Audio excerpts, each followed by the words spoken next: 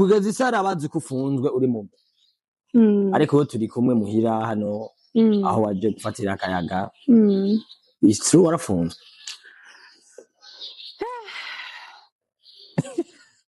cyane wasuye kudukora mu bwonko wasuye kudukora mu bwonko nkarava pasi nasubiriye kubakoroka kuko igira botiko ikugururije wamuciye inyuma wamuhenze sinzi kwa dushaka utanga umuco ku bafana bakabasanzwe bakunda entertainment canke uvuguruza ibyakwanditse nimba ari ukuri dukonfirme ko ari ukuri nimba warabeshe tumenye ko wabeshe bon ikintu ca mbere ngoma ndagisubiramo bijya bintu ntavyo nzi kubera ko iyo ndabimenya jewe iyo ari buzz nakoze ndabivuga ko niye bitege naravuze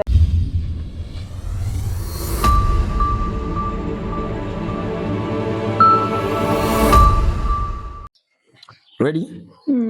Salut la famille, ça va? J'espère que vous allez bien. Bakunzi bacu wa Inside Burundi TV reka ndabahora mutsirabwira ati mwiriwe canke mwaramutse mwebwe mwese musanzwe mukurikirana hano kuri channel yacu wotaga social comment wigire kugira ngo wa muri update kura exclusive news zicana muri kumwe na MC Delanesh kuva muri Inside Burundi TV right now nashitse ahantu hakaze cyane aho ndi kumwe na Manila wa mwigire musanzwe mukunda benshi mwarambaje ikibazo kubera katigeze muri Miss Burundi kandi afise ibikwiye afise uburebure bukwiye afise taille mannequin kwa ariko je mbonwe ngane yabyushe sana man nibaza ko ibiro byo muri Miss Burundi birenze yakumbeje cyangwa you so good sabo amakuru I'm good meze neza ndashimira Imana inshuro ya mbere dukoranye kuri channel yacu ya Inside Burundi TV durukana muri FTV ego nagira urumva nagomba gufatire hejuru ariko meze fresh meze neza urakomeye cyane je kuba ndakubonye ndatangaye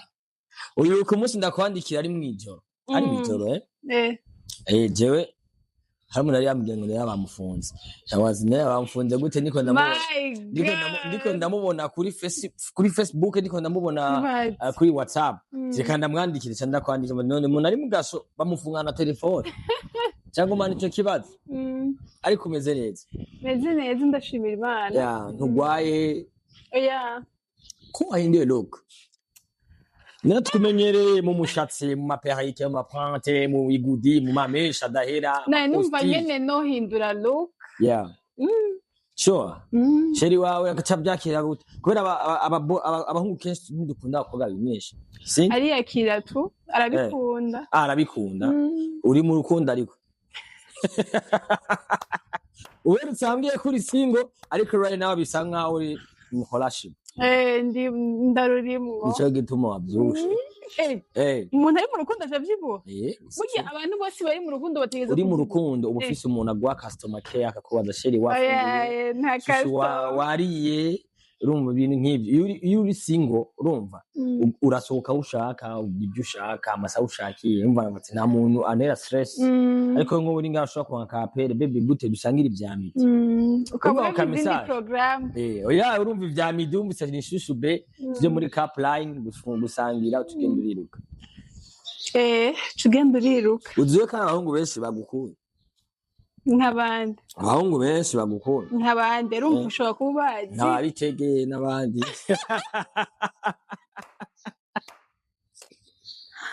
ugenda w'ibihe byose bitege gute abakuru yabitege bitegemize neza iminsi myinshi utamubona kuri screen z'amakamera bitege nibaza igikorwa ciwe caraheze niyo mpamvu mutamubona hama ikindi narabivuze asanzwe afise akabazo rero biragoye kumwamiza ku makamera hahano ubwo bari timide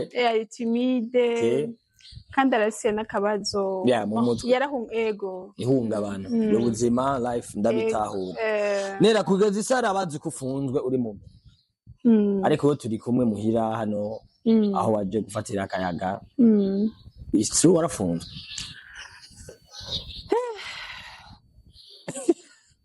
cyane wasuye kudukora mu bwonko wasuye kudukora mu bwonko nkarava pasi nasubiriye kubakoroka babaza ngo ibi nivyo batangura guhera kuri mwebwe rero abanye n'umugore wanje ambaza gushera ngo nera bamufunze acamufunze te ashago Tuwe mwana kuri WhatsApp urumva mu bisanzwe sinzi ko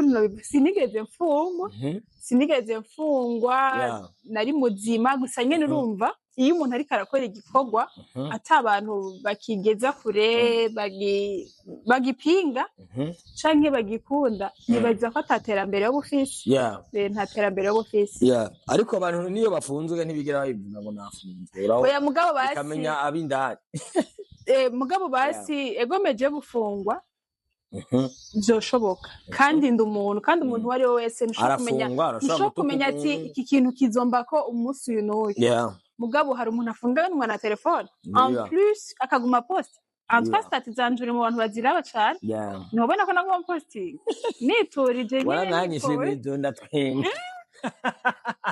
Mbere hari abantu banditse ku mapost atandukanye turahera kuri aba influencer batandukanye nakoresha umwanya baranditse yuko ufise mu diaspora mu pasteur yakuguruje boutique yawe Manela boutique iri muri ville mu gisagara ca Bujumbura abesha sana yita kwa Ngoma bakundana hazi urahazi amabira atera induru baravuga yuko nimba yagusavye wakera yo wakera jewe sinzi ni yariyo uraza kwimbwira ngo yo wakera ngo akubwira ngo yagomba kuri platform nka indi ya mpano tumaze iminsi ko turabona ya mpano natwe rero aba influencer aba promoter aba youtuber cyatuba gado ngado shobore kumedition bavuga yuko igira boti ko ikugururije wamuciye inyuma wamuhenze sinzi kwa shaka utanga umuco ku bafana bakabasanzwe ku entertainment canke uvuguruze byakwanditse nimba ari ukuri dukonfirme ko ari ukuri nimba warabeshe tumenye ko wabeshe bon ikintu ca mbere ngoma ndagisubiramo bijya bintu ntavyonzi kubera ko iyo ndabimenya jewe iyo ari buzz nakoze ndabivuga ko niye bitege naravuze ati ibi bintu ntivyari ivyo nariko ndabitegura kubera mfise projet runaka ibi navyo je pense ko nari kubabwira ati ni buzz nateguye kugira ngo nsohore projet runaka ariko nta projet mfise irya projet narimwo nari nahamagawe gufasha canke gukora bampembe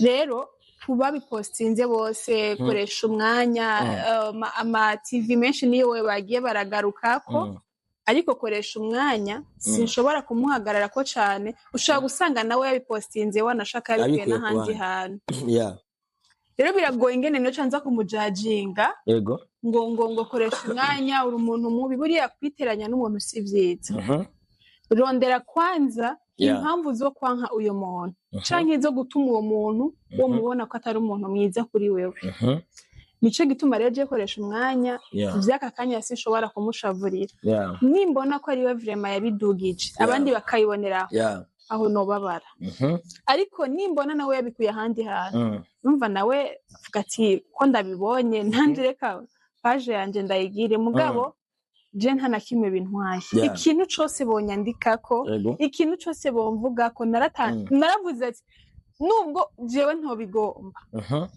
nawe ubwawe ushobora kubuza abantu kukuvuga nabi ntibikunda nera ndashaka wazo tukiri aho nyine ubu unyufise title y'umwamikazi wa base sikia witwa mu quartier umwamikazi wa base mbega uri kuraraba ibi vyabaye nta ruhara ubifisemo sure na rutonyi n'abantu wahaye amafoto ati ni mu posting mubwira ibi na bamwe donc byarashitse usanga urabona yuko nawe wabibonye mu bandi nkuko twatwariye urabona yuko no hava ntanga amafoto nkavuga ngo nimumvuge ko ibintu nkabiki kubera iki ntari kuvuga ati ahubwo bamfunze nzira kwishuza udufaranga twanje ari je nabiteguye no bitegura neza kumwe wabitegura ibyaye bitegeke kumwe nategura yego kubera iki notegura ibintu bibi kandi ari ivy'iwanje ni ivy'iwanje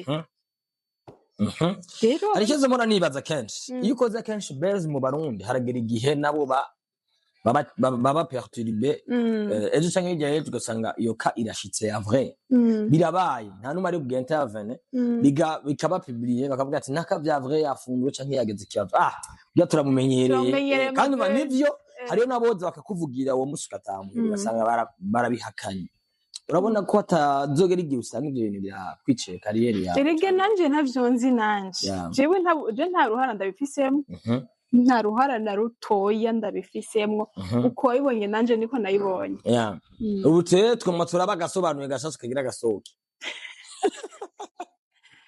karahari Nela biravuga ko uwo hariho video yawa kera jewe navyumva uko ngo mumpumuco yo bihari iba yarasohotse nyako bavuga ko bari mu kuyikura mu telefone yawe hariho n'abayikuye mu telefone yawe bayitwaye kandi ba mu pasiteri wawe bayimurungikiye mbere mu pasiteri arabaho cyane nibihimbano na mu pasiteri arabaho wakera nibihimbano eske ndakubaza ikibazo burya ku barundi ukuntu wewe ubazi umurundi yo bafitse wakera y'umu influencer canke umuntu wari wese ari muri entertainment akareka guhereza show abanyagihugu hari abatabikora barindira ico arashobora kuba yifise ari cyo kurindiriye ko nakakubwira ati aronka indi video yasotse mu Nyarwanda kati yindi nyuma yige yampana we ariko arasemba bazi ngo bashanga video muza kubona imensi kuko ngo sijewe ni mwayibona muze kuyifuta ngo ntabwo ari jewe bamukoresha arayihakana or yariwe kandi iyo video yari video yakoze mu kwezi kwa gatanu nijya yampana bavuga ko ari yo mu kwa gatanu mwagiye gusohoka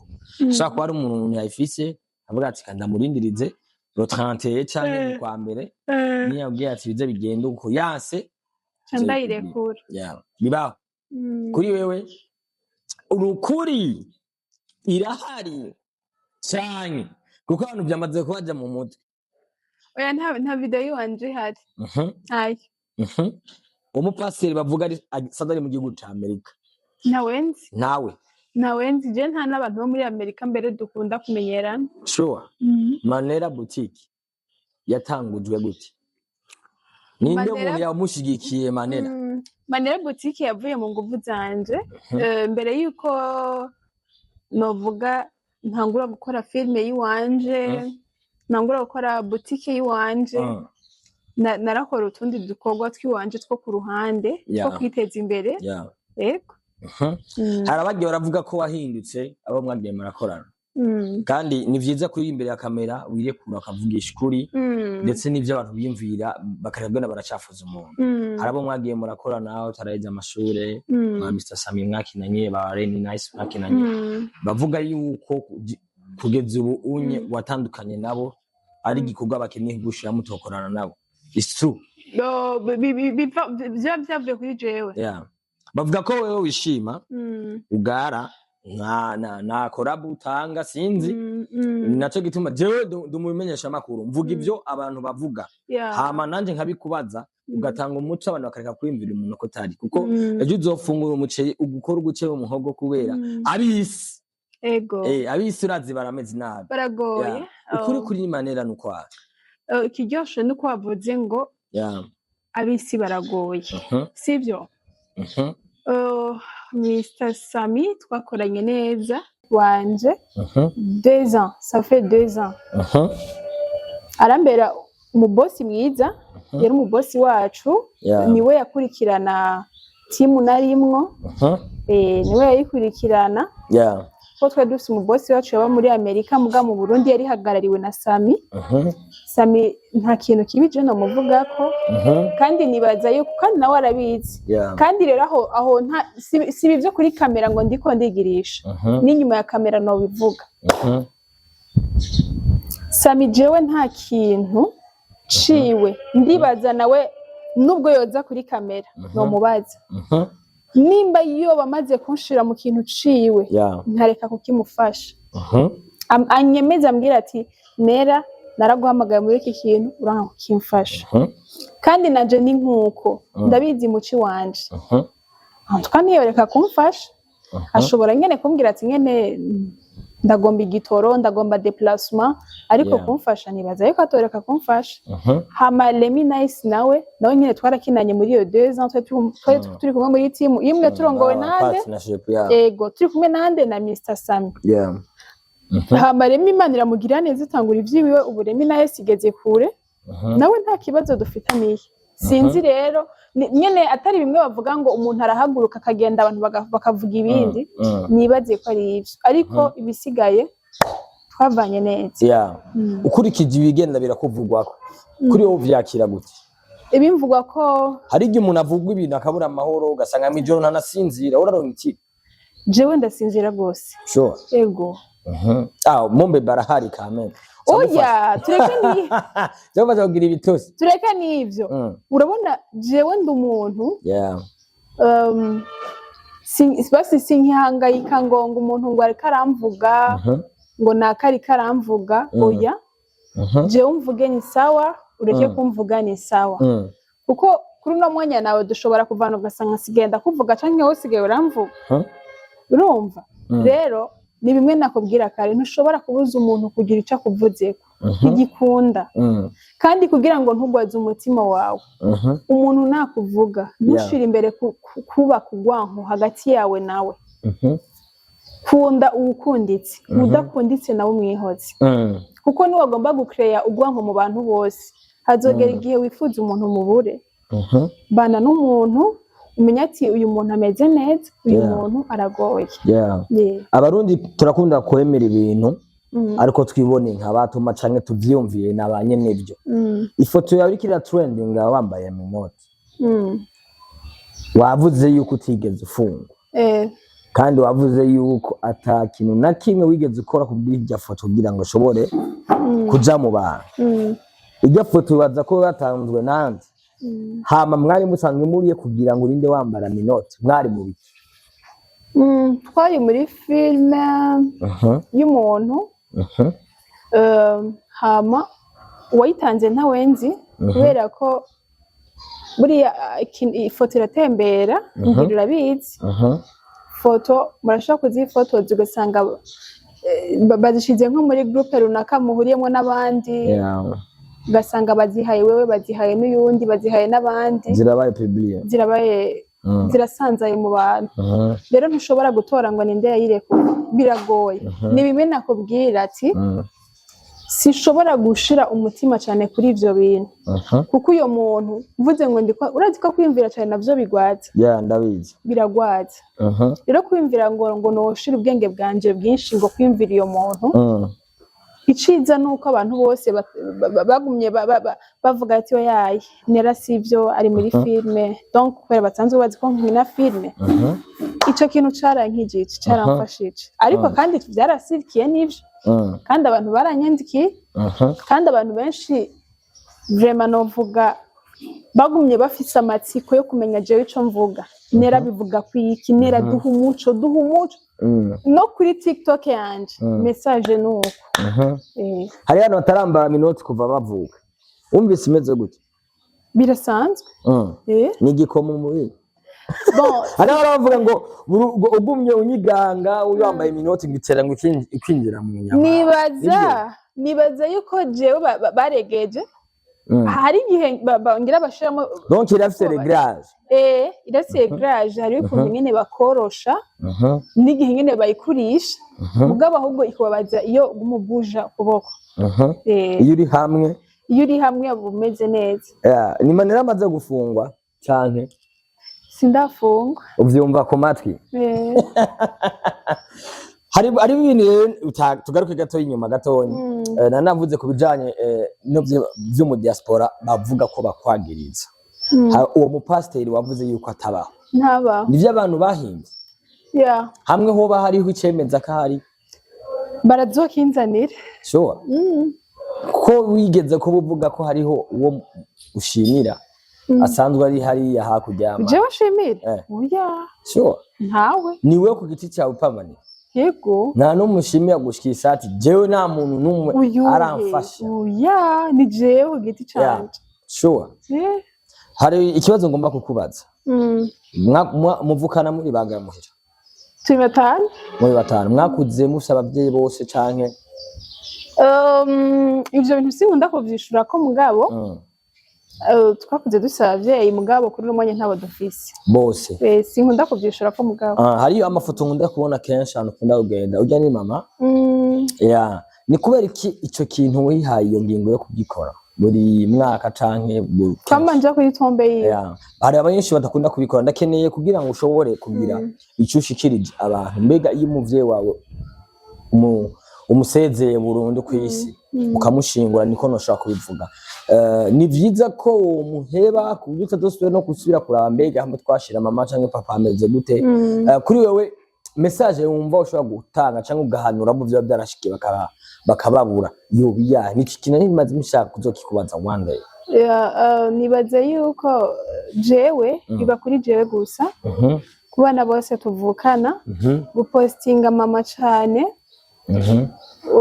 kuja kuri tombe yiwe cane biba kuri jewe gusa ariko ivyo navyo sinoshavuriye abana tuvukana kubera ko bijya bintu nibaza ariko ari amarangamutima y'umuntu kandi bisaba ko ufise umutima ukomeye hari uca yibuka bisaba ko ufise umutima ukomeye rero jewe biranshobokera ariko bagiye bidashobokera bitavuze ngo ntibamukunda oya benshi ntavyo bakora bivanye n'ukuntu batinya kwibuka ivyo bibuka ariko nanje iyo postinze nk'ifoto ya mama canke ngiye kuri tombe ya mama hari igihe mba numva yuko umengo ahubwo niho nduhutse.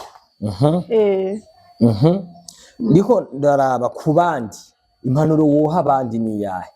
Impanuro nobaha abavyeyi ugasanga barabibagiye ntibashobora no gushika iwabo bagende kuri tombe ikintu nohanura mu bisanzwe tombe y'umuvyeyi canke apana ngo umuntu wakuvyaye mu nda gusa ujye nyine yitwa umuvyeyi yakureze wubaha nka mama canke nka papa ntiwogenda misi yose ariko sometime ugenda kuri tombe yiwe ugire uyikorere isuku kugira ngo n'umwana azogukomokako azamenya ati kwa mami ni ngaha kwa papi ni ngaha biba ari vyiza basi nubwo utobikora buri gihe mugabo rimwe ukiyumvira biba ari vyiza.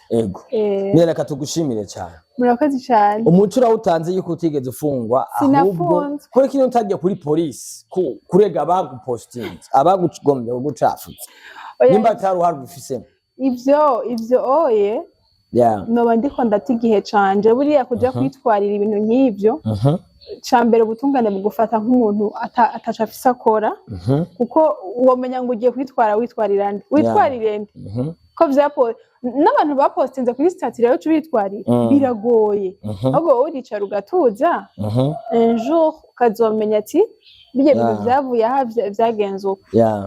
Reka tugushimire cyane. Murakoze gose. Dushimire cyane akora dukurikirana muri kino kiganiro cha Inside Burundi TV twako turakorana na Manera kugira ngo ashobore gutanga umuco mu vyo amazimi yose ariko aravugwa ku ma platform atandukanye mumva ko agerageje gutanga umuco bandanya rero mushigikire Manera Boutique isanzwe iri muri ville ushaka kugura ibintu vyiza bimeze neza ndetse kandi wifuza no gushobora gutera imbere murashobora gukorana mu bigeme cyane narabonye ibintu by'amavuta mudandaza n'ibindi ukeneye Manera rero afite platforms zitandukanye urashobora kumuraba ku mbuga zose akoresha kugira ngo ushobore gusanga Manera Films we nyene ubwiwe kandi nibaza ko vuba ugiye kudutamwe bishasha tubashimire cyane dushimire Nera duhaye akanya makoma dukukiya tubashimire cyane Imana ibahezagire ja bless ciao